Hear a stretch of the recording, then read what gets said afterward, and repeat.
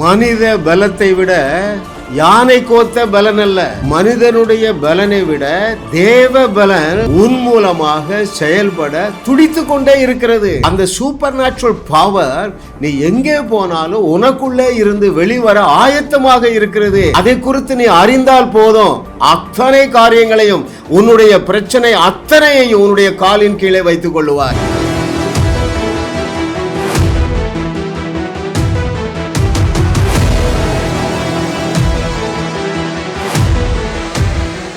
தேவன் நமக்கு தந்த 151வது செய்தி, மனித திராணிக்கு மிஞ்சி.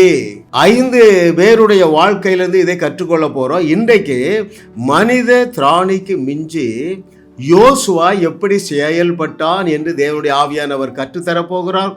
உங்களுடைய வாழ்க்கையை முற்றிலுமாக எப்படி ஒரு தோசையை புரட்டி போடுகிறது போல உன்னுடைய வாழ்க்கையை தேவன் தலை நேராக்க போகிறார். இது கர்த்தராலே ஆகிறது, அவருக்கே மகிமை உண்டாகுதா. டியர்லி பிலவட், பாருங்க, மனித திராணிக்கு மிஞ்சின தேவ திராணி உனக்கு உண்டு.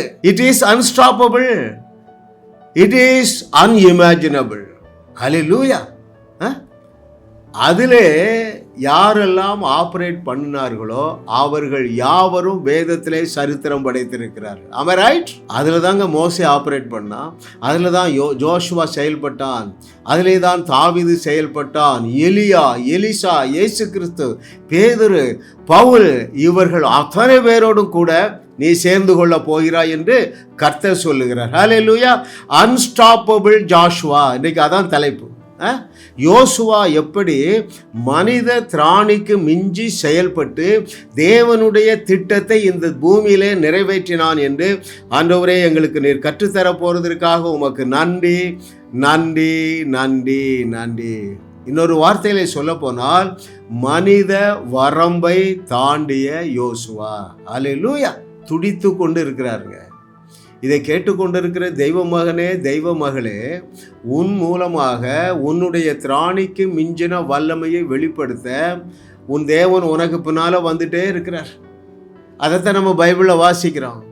தன்னுடைய வல்லமையை பூமியிலே விளங்க பண்ணும்படி எவனாவது என் கூட எழுந்து நிற்க மாட்டானா என்று சொல்லி தேவனுடைய கண்கள் பூமி எங்கும் உலாவி கொண்டு இருக்கிறது. இன்றைக்கு நீ அவருடைய கண்களில் பட்டு விட்டாய், நீ இயேசு கிறிஸ்து செய்தவைகளையும் செய்வாய், அதை விட மிகப்பெரிய காரியங்களை செய்வாய் என்று கர்த்தர் சொல்லுகிறார். ஹல்லேலூயா, ஹல்லேலூயா. அருமையானவர்களே, அந்த எனர்ஜி இருக்கு பாருங்களேன். எந்த எனர்ஜி? அந்த அன்ஸ்டாப்பபிள் எனர்ஜி, அன்அண்டர்ஸ்டாண்டபிள் எனர்ஜி, அன்மெஷரபிள் எனர்ஜி. அதை குறித்து இன்றைக்கு நீ விளங்கி கொள்ள போகிறாய், சொக்கப்போடு போட போகிறாய். ஆமென், ஆமென், ஹல்லேலூயா. Thank you Lord for your goodness. Let us learn from Joshua. யோசுவாவிடத்திலிருந்து மனிதனுக்கு மிஞ்சின திராணி எப்படி வெளிப்பட்டது என்று நாம் கற்றுக்கொள்ள போகிறோம். குறிப்பாக 4 பாடங்களை ஆவியானவர் நமக்கு கற்றுத்தர போகிறார். முதலாவது யோசுவாவிடத்திலிருந்து கற்றுக்கொள்ள வேண்டியது, தேவன் அவனுக்கு சொன்ன வார்த்தையை சீரியஸா எடுத்தாங்க. That's very important. எது ரொம்ப இம்பார்ட்டன்ட்? தேவன் உன்னை குறித்து என்ன எழுதி தந்திருக்கிறாரோ அதை ஏற்றுக்கொள்ள இந்த நாளிலிருந்து நீ சீரியஸா இருக்க போற. வாழ்க்கை தலை நேராக மாறிவிடும், குதூகலமாக மாறிவிடும், கொண்டாட்டமாக மாறிவிடும், அற்புதமாக மாறிவிடும், அடையாளமாக மாறிவிடும். உன்னை தேடி ராஜாக்கள் வருவார்கள். ஹல்லேலூயா. பாருங்கள், தேவன் அவனுக்கு சொன்ன எந்த வார்த்தையை சீரியஸா எடுத்தான் என்று சொல்லி நான் உங்களுக்கு வாசிக்கிறேன். இந்த book of Joshua chapter 1 verse 5. யோசுவா 1:5. நீ உயிரோடு இருக்கும் நாளெல்லாம் ஒருவனும் உனக்கு முன்பாக நிற்பது இல்லை, எதிர்த்து நிற்பது இல்லை. What a punch word, what an awesome word from the creator. உன்னை சிருஷ்டித்து உன்னை ரட்சித்த தேவன் இன்னைக்கு உன்னை பார்த்து இதை தான் சொல்றாரு. என்ன சொல்றாரு? உயிரோடு இருக்கும் நாளெல்லாம். இந்த வார்த்தையை கேட்டுக்கொண்டிருக்கிற மகனே, மகளே, நீ 120 வருஷத்துக்கு மேலாக வாழப்போகிறா. நீ உயிரோடு இருக்கும் அத்தனை நாட்களிலும் ஒருவனும் ஒரு பிரச்சனையும் உனக்கு முன்பதாக எதிர்த்து நிற்பது இல்லை என்று இன்றைக்கு உன்னோடு பர்சனலா பேசி கொண்டிருக்கிறார். அல்லேலூயா. ஐயா, பழைய ஏற்பாட்டில் ஒருத்தன் இதை உண்மை என்று அவனாலே எடுத்துக்கொள்ள முடியும் என்றால், உன்னை பார்த்து உன் நேசராகிய இயேசு கிறிஸ்து உன்னை பற்றி சொன்னதை உன்னாலே சீரியஸா எடுக்க முடியும் அருமையானவர்களே. ஆமென். ஹalleluya. thank you lord for your goodness. what a loving daddy. அப்படியே எடுத்துட்டாங்க. எத்தனை வருஷம்? 40 வருஷம். ஹalleluya. உன்னை பார்த்து பர்சனலா என்ன சொன்னாரு? இயேசு கிறிஸ்துங்கிற நாமத்தை அறிந்து நீ விசுவாசிக்கிறாய். It's enough. இயேசு கிறிஸ்துங்கிற நாமத்தை நீ அறிந்திருக்கிறதுனால அவர் உன்னிடத்திலே சொன்னதை உன்னாலே ஏற்றுக்கொள்ள முடியும். அவர் என்ன சொன்னாரு? நீங்கள் நான் செய்ததையும் செய்வீர்கள், இதை விட பெரிய கிரியைகளையும் செய்வீர்கள் என்று சொன்னார். சரி சார், சரி சாமி, அப்படி என்று நான் எடுத்துக்கொண்டேங்க. நீங்களும் எடுத்துக்கொள்ளுங்கள். அது லகுவானது. அதற்காகவே தேவன் உன்னை என்னோடு இணைத்திருக்கிறார் மகனே, மகளே. ஹalleluya. ஓ thank you lord for your goodness. what a loving daddy. நல்லா கவனிச்சிடுங்க, இந்த வசனத்தை பிடிச்சிடுங்க. யோவான் 14:12. மெய்யாகவே மெய்யாகவே சொல்லுகிறார், இதை கேட்டுக்கொண்டிருக்கிற மகனே, மகளே, இந்த நாளிலிருந்து நீ இயேசு கிறிஸ்து செய்தவைகளையும் செய்வாய். அவர் என்ன செஞ்சாரு? தண்ணீர் மேல நடந்தார். அவர் என்ன செய்தார்? கல்லறையை காலி செய்தார்.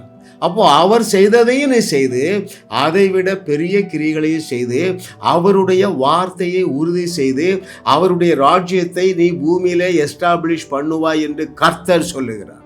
இரண்டாவது யோசுவாவிடத்திலிருந்து கற்றுக்கொள்ள வேண்டிய பாடம், பிரச்சனை அல்லது ஒரு சவால் என்று இருந்தால் அதற்கு முன்பதாக ஜெபம் செய்யக்கூடாது.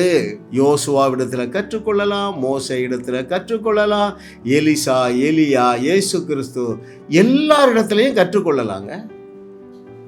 யாருமே ஒரு சவால், ஒரு பிரச்சனை, ஒரு தடை, ஒரு சிறையிருப்பு, அவைகளின் மத்தியிலே அவைகளுக்கு முன்பதாக தேவனை நோக்கி ஜெபிக்கவில்லை. இந்த யோசுவா என்ன செய்தான் என்று சொல்லி யோசுவா 10வது அதிகாரம் 12வது வசனத்திலிருந்து சில வசனங்களை நான் வாசிக்கிறேன். யோசுவா 10:12 முதல். கர்த்தர் எமோரியரை இஸ்ரவேல் புத்திரருக்கு முன்பதாக ஒப்பு கொடுக்கிற அந்நாளிலே யோசுவா கர்த்தரை நோக்கி பேசி, பாருங்க, கர்த்தரை நோக்கி ஜெபிக்கல, பேசுறான். பின்பு இஸ்ரவேலின் கண்களுக்கு முன்பதாக, சூரியனே நீ கிபியோன் மேலும், சந்திரனே நீ ஆயலோன் பள்ளத்தாக்கின் மேலும் தரித்து நில்லுங்கள் என்று சொன்னான். பழைய ஏற்பாட்டில் பல உதாரணங்கள் இருக்கு, புதிய ஏற்பாட்டில் பல உதாரணங்கள் இருக்கு. பிரச்சனைக்கு முன்பதாக ஒருவரும் ஜெபிக்கவில்லை, பேசினான். இதை அருமையானவர்களே, வசனம் எப்படி கன்ஃபார்ம் பண்ணுகிறது என்று சொல்லி 14வது வசனம் வாசிக்கிறேன்.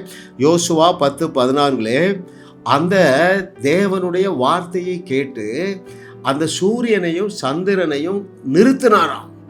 இதை குறித்து வேதம் என்ன சொல்லுகிறது? ஜாஷுவா 10:14.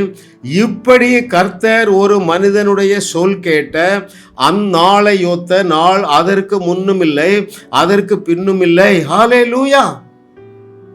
என்னதுங்க? ஒரு மனிதனுடைய சொல்லை தேவன் கேட்டார். அந்த மனிதன் என்ன சொன்னான்? சூரியனே நீ இங்கே நில்லு, சந்திரனே நீ இங்கே நில்லுன்னு சொன்னதை தேவன் கேட்டு அப்படியே செய்தாருங்க. இதற்கு மேலே இதை விளக்கவே முடியாதுங்க. அல்லேலூயா. அதனாலதான் நான் சொல்றேன், அவருடைய வழிகள் மெதுவானவைகள், அவருடைய வழிகள் சுலபமானவைகள். ஆகையினால இன்னைக்கு மதம் இதை ஏற்றுக்கொள்ள ரெடியா இல்லை. எதை ஏற்றுக்கொள்ள? அது எப்படி பேசினா பிரச்சனை தீரும்? வேற எப்படி இயேசு கிறிஸ்து போக்குனாரு? வியாதியை பார்த்து ஜெபித்தாரா? பேசினாரா? பிசாசை பார்த்து பேசினாரா? ஜெபித்தாரா?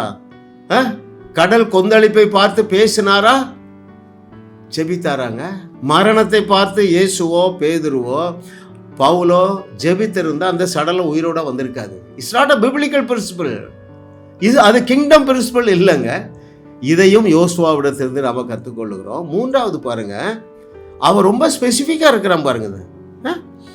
சூரியனே நீ கிபியோன் மேல நில்லு, சந்திரனே நீ கிபியோன் மேல அல்ல, ஆயலோன் பள்ளத்தாக்கில் மேல நில்லு. B specific, B specific. That's very important. நான் ஒரு இன்னோவா கார் வாங்க வேண்டும் என்று விரும்பினேன்.